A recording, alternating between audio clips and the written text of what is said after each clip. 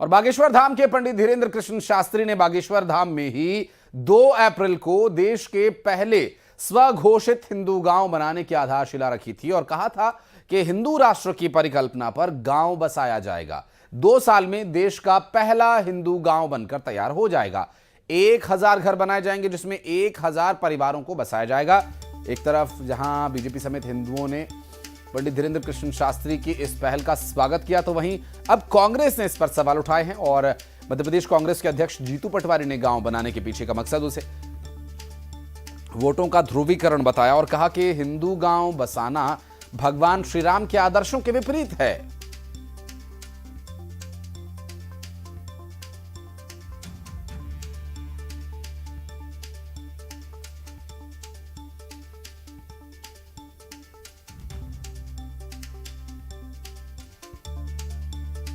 राम की जय। भगवान राम ने कहा प्राणी मात्र में सद्भावना हो।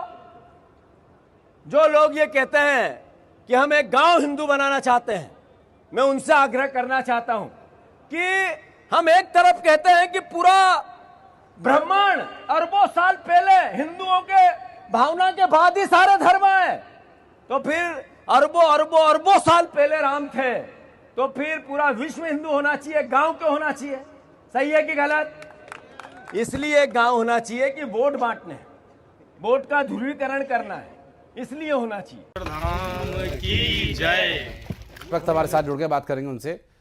शैलेंद्र, जिस तरह पंडित धीरेन्द्र कृष्ण शास्त्री ने एक हिंदू गांव की, हिंदू राष्ट्र की परिकल्पना की, जीतू पटवारी अपनी तरफ से उसकी कुछ परिभाषा गढ़ रहे हैं, भगवान राम का दोनों ही तरफ से हवाला दिया जा रहा है, ऐसे में सही परिभाषा किसकी है, इसके लिए मुझे लगता है कि एक बार एक मंच पर सभी को आ जाना चाहिए।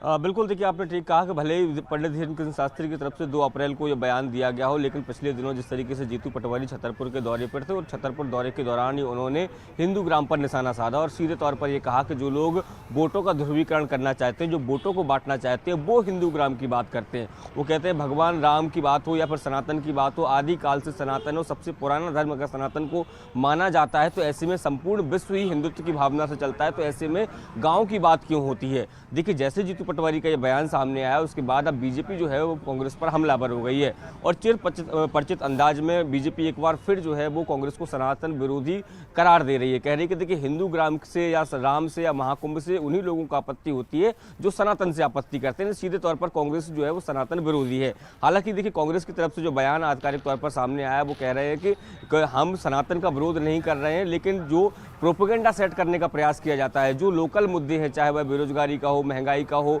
या जो अन्य मुद्दे हैं, उनको बचने के लिए बीजेपी इस तरह के प्रोपेगेंडे सेट करने का काम करती है। तो हालांकि देखिए, अगर मैं साधु संत समाज की बात करूं या फिर आम जनमानस की बात करूं तो वो हमेशा हिंदू ग्राम की बात, पंडित धीरेन्द्र कृष्ण शास्त्री सनातन की बात करते हैं, कट्टर हिंदुत्व की बात करते हैं और लोग उनकी भावनाओं से प्रभावित भी नजर आते हैं। लेकिन गाहे बगाहे कांग्रेस जो है वो उनके बयान पर जो प्रत्युत्तर करके कहीं ना कहीं जो सेल्फ जो अगर कहें कि वो खुद घिर जाते हैं। तो ऐसे में ये बयान भले ही उन्होंने सनातन की भावना को ध्यान में रखकर दिया और कहा हो कि संपूर्ण विश्व सनातन के आधार पर चलता है, वो राम को मानते हैं, लेकिन जिस तरीके से उन्होंने हिंदू ग्राम को, खासकर पंडित धीरेन्द्र कृष्ण शास्त्री ने जो बात कही थी उसको लेकर जिस तरीके से उन्होंने कहा कि कांग्रेस जो बीजेपी है वो ध्रुवीकरण के आधार पर ये गांव बसाना चाहती है, उसको लेकर कांग्रेस एक बार फिर घिरती नजर आ रही है। जी, बहुत शुक्रिया शैलेंद्र आपका इस पूरे मामले पर जानकारी देने के लिए।